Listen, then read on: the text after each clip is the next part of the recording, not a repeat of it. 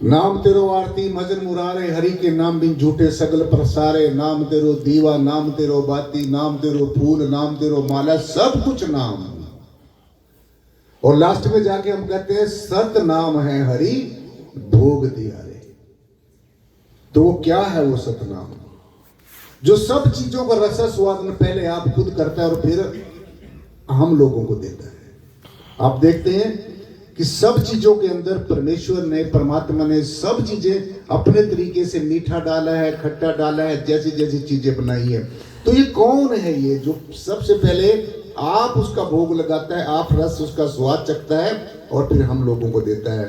तो वो जो सतनाम है, सतनाम मायने सच्चा नाम। तो कीर्तन जब हम बाहर करते हैं, ध्यान से सुनना है, कीर्तन जब हम बाहर करते हैं तो बाहर का वातावरण शुद्ध हो जाता है। सतनाम का जैसे हमारे कीर्तन मंडली अभी कीर्तन कर रहे थे, इससे क्या होता है, यहीं से ही भक्ति की शुरुआत होती है। तो सबसे पहले वहां की जो नेगेटिविटी है उसको दूर करने के लिए, उस वातावरण को सुगंधमय सौंदर्य से भरपूर करने के लिए हम कीर्तन करते हैं। और जैसे मैंने बताया कि 14 रत्न संसार में है और 15वां रत्न सबसे अनमोल जो रत्न है वो कीर्तन है। लेकिन कौन सा कीर्तन है मैं आपको बताऊंगा। ये जो बाहर का कीर्तन है इसकी ये महिमा है कि इसको सुनने से, ये कीर्तन करने से, ये गायन वादन करने से, इंस्ट्रूमेंट बजाने से ये बाहर का वातावरण शुद्ध हो जाता है। लेकिन यहीं तक सीमित ना रह जाना। ये अभी तो आपने यात्रा शुरू की, अभी ये बाहर की यात्रा है। जैसे अभी सतनाम का कीर्तन कर रहे थे, उसके बाद में फिर हम सतनाम का जाप पढ़ते हैं। जैसे ग्रंथों शास्त्रों में हम सतनाम सतनाम सतनाम सतनाम ये पढ़ते हैं। इससे क्या होता है, हमारी जो रचना है वो पवित्र होती है। लेकिन यहीं पर भी मत रुक जाना, पढ़ते पढ़ते तक ना रुक रहना। यहां तक पहुंच गए, आपने कुछ अनुभव किया है, कुछ अच्छा लगा है, लेकिन वास्तविक सतनाम क्या है? सो जितने नाम हमारे पढ़ने में आते हैं, जितने नाम हमारे लिखने में आते हैं, जितने नाम हमारे बोलने में आते हैं, जितने नाम हमारे सुनने में आते हैं, यानी कि जो भी नाम हमारी इंद्रियों से ग्रहण किया जाता है, जैसे रसना से जो बोला जाता है, आंखों से जो देखा जाता है, जो दृष्टिमान जगत में हम देख रहे हैं, सब चीजों के नाम है। कोई संसार में ऐसी चीज नहीं है जिसका कोई नाम नहीं है, ये ध्यान से सुन लेना। लेकिन ये भी ध्यान रखना कि परमात्मा ही एक ऐसी शक्ति है जिसका कोई नाम नहीं है। परमात्मा, परमेश्वर, अल्लाह, गॉड, वाहिगुरु, जो कुछ भी आप कहते हैं, वही एक ऐसी शक्ति है जिसका कोई विशेष नाम नहीं है। तो इसलिए जो आंखों से देखा जाता है, कानों से सुना जाता है, इंद्रियों से ग्रहण किया जाता है, ये हमेशा रहने वाला नहीं है। और जितने नाम बोलने में आते हैं, पढ़ने में आते हैं, लिखने में आते हैं, सुनने में आते हैं, ये भी हमेशा रहने वाले नाम नहीं है। तो आज सवाल है कि ये सतनाम क्या है? सतनाम है हरि भोग तुम्हारे। देखो, सतनाम दो शब्दों से मिलकर बना है, सत और नाम। जब आप पढ़े लिखे बैठे हैं, संधि अगर हम छेद करके देखेंगे तो पहले सत फिर नाम। सत माने जो हमारे गुरु साहिबानों ने कहा है, गुरु नानक साहब ने जो हमें वाणी में ये कितना बड़ा अच्छा तोहफा दिया है, अच्छा संदेश दिया है। और उसमें कहा है, आद सच जुगाद सच जीवी सच। ये है वो सतनाम जो पहले भी सच था, अब भी सच है और आगे भी सच रहेगा। तो फिर ये है क्या है? अब सवाल हमारा वही है कि हमने पढ़ लिया, हम इसको दिन रात पढ़ते गए, हम इसको दिन रात लोगों को सुनाते गए, ये अच्छी बात है। पाठ करना, पूजा करना, ये धार्मिक कृत्य हैं, ये भक्ति के अंग हैं, लेकिन ये कंप्लीट भक्ति नहीं है। आपने अगर सोच लिया कि हमने किसी मूर्ति के सामने धूप दीप कर दिया, धूपम दीपम पुष्पम कर दिया, हमारी भक्ति हो गई, ये अभी आपकी भक्ति की शुरुआत है। आपने सोच लिया कि हमने सुबह उठ के वाणी का पाठ कर लिया, ये बहुत अच्छी बात है। संतों के वचन बार बार हमने बोलने चाहिए, सुनने चाहिए, लेकिन ये भी कंप्लीट भक्ति नहीं है, ये भी भक्ति का एक अंग है। जैसे हमारे शरीर के अनेकों अंग हैं, ऐसे भक्ति के भी अंग हैं। और जब अगर हमारे शरीर का एक अंग ना हो, हमारी आंखें हमारे शरीर पे ना हो, तो मेरे ख्याल में कंप्लीट एंड एब्सोल्यूट इंसान नहीं बनता है। इसी तरह से भक्ति के भी अंग हैं। जब सारे अंगों को पूरा किया जाता है, पाठ भी किया जाता है, पूजा भी की जाती है, सुमरन भी किया जाता है, सत्संग भी किया जाता है, सब ये सारे धार्मिक कृत्य करते हैं, फिर जाके कंप्लीट भक्ति बनती है। तो इसलिए जो नाम है, जो शब्द है, जो गुरु साहब ने कहा कि आद सच जो बाद सच है, शब्द धरती शब्द आकाश शब्द शब्द भया प्रकाश, वो कौन सा शब्द है, क्या वो शब्द है, कहां से वो हमें मिलेगा। अब आप थोड़ा सा अपने बुद्धि और विवेक से काम लो। जब ये पृथ्वी भी यहां पर नहीं थी,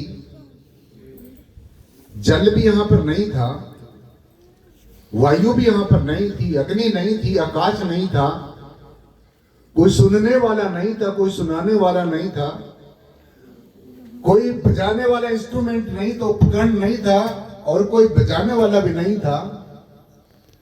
जब कोई गुरु भी नहीं था, कोई शिष्य भी नहीं था, जब कोई वेद उपनिषद गीता कुरान बाइबल अंजील और हमारे धार्मिक ग्रंथ यहां, जब कोई देखने वाला भी नहीं था और दिखने वाला भी नहीं था, अर्थात ये दृष्टिमान जगत भी नहीं था,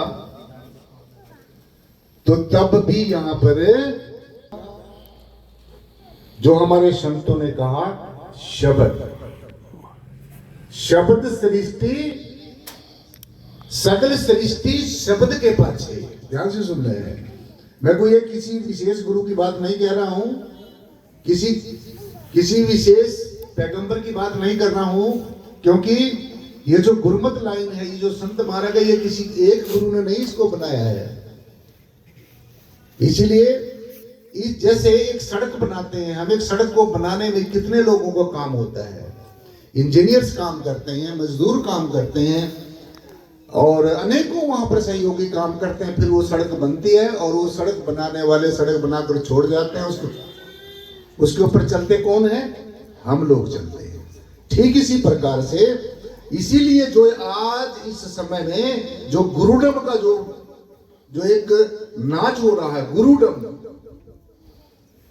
एक गुरुडम, एक ग्रुपिज्म, जो ग्रुपों में जो इंसान बंटता जा रहा है, और जो गुरुडम में, जो गुरुडम का मतलब क्या होता है कि एक गुरु को छोटा कहना, दूसरे गुरु को बड़ा कहना, एक पंथ को छोटा कहना, दूसरे पंथ को बड़ा कहना, एक धर्म को ज्यादा हवा देनी और दूसरे धर्मों का विरोध करना, एक जाति को श्रेष्ठ कहना और जातियों और दूसरी जातियों का खंडन मंडन करना, ये गुरुडम है।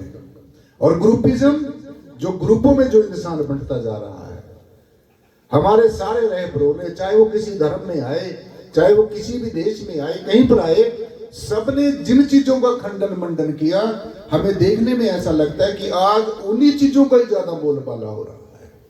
तो इसलिए अगर तो आप अपनी वाहवाही चाहते हो, फिर तो इन चक्करों में फंस जाओ।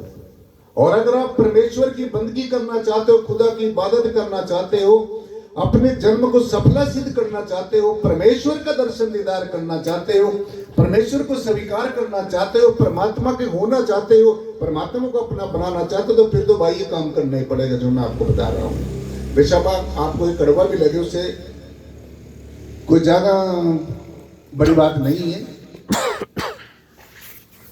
सो इसलिए नाम, जो हमारे गुरु रहबरों ने कहा, नाम के बिना काम नहीं चल सकता। और जैसे मैंने आपको बताया कि जब यहाँ पर कुछ भी नहीं था, मैंने सारी चीजें आपको डिटेल में बताई। तो इसलिए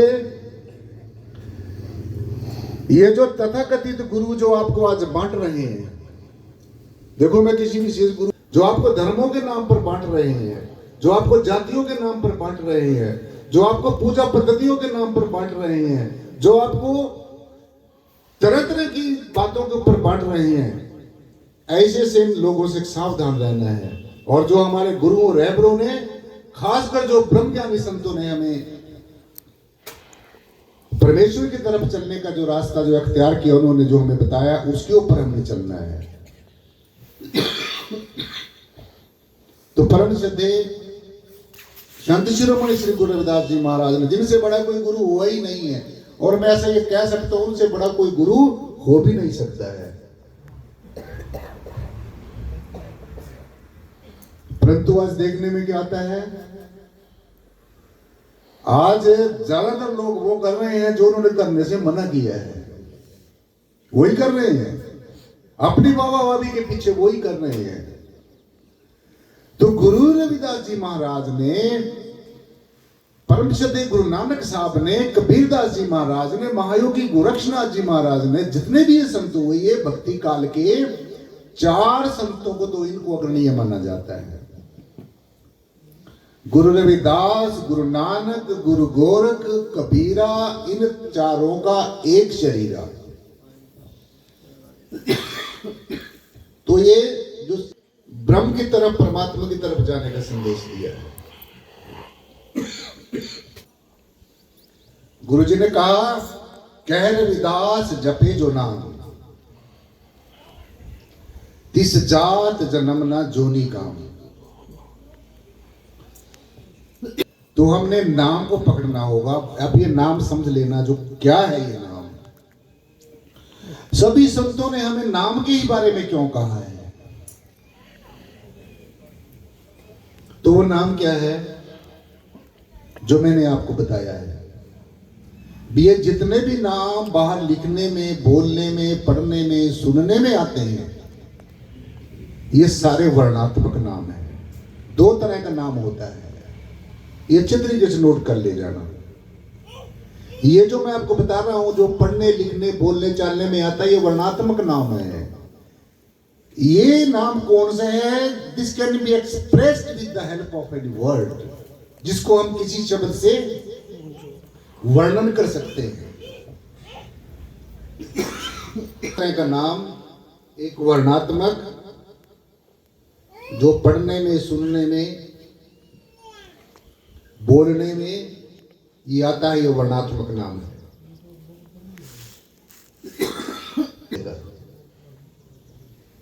अगर आप सुन रहे हो भी हमने आरती कर ली, अच्छी बात है, कोई बुरी बात नहीं है। परंतु यही न समझते रहना कि आरती कर ली, किसी की लिखी गई वाणी हमने पढ़ ली, सुना ली, इसी से हमारा काम चल जाएगा। इससे काम नहीं चलेगा। इससे तो अभी आपकी शुरुआत हुई है। सूर्य वर्णात्मक नाम है, जो आप पढ़ते हैं, लिखते हैं, बोलते हैं, कीर्तन करते हैं, वाणी पढ़ते हैं, वाणी के शब्द बोलते हैं, ये भी नाम है, ये वर्णात्मक नाम है। अब सबसे श्रेष्ठ बात समझनी है, ये जो हमारे जीवन का आधार है, जिसको जानने के बाद में आपको कुछ जानने की जरूरत नहीं पड़ेगी, जिसका सुमरण करने से कुछ ज्यादा सुमरण करने की जरूरत नहीं पड़ेगी। अब वो समझना है, ये जो सत नाम है, सत माने जो हमेशा सच था, सच और सच रहेगा। तो अगर हम इन बाहर वाले नामों की बात लेते हैं, तो ये तो भगवान को कोई कुछ कह रहा है, कोई कुछ कह रहा है। देखो, भगवान को मानना कोई मुश्किल बात नहीं है, कोई भी मान लो, कैसा भी मान लो। भगवान को ये कहता भी मुझे आप ऐसा ना मानो। और आज आप देख रहे हैं कि जिस घर में जितने भी मेंबर्स होंगे उतने ही भगवान मिलेंगे आपको। और सबसे ताज्जुब की बात यह है कि हरेक का फैशन अलग अलग मिलेगा, हरेक की मतभेद मिलेंगे। तो ये परमेश्वर की प्राप्ति का मार्ग नहीं है, ये संतों का दिया गया संदेश और उपदेश नहीं है। और ये ध्यान से नोट कर लेना कि ऐसा करने से आप अपने आप को वैसे कुछ तो करते रहो, लेकिन वास्तविक खुशी नहीं मिलेगी।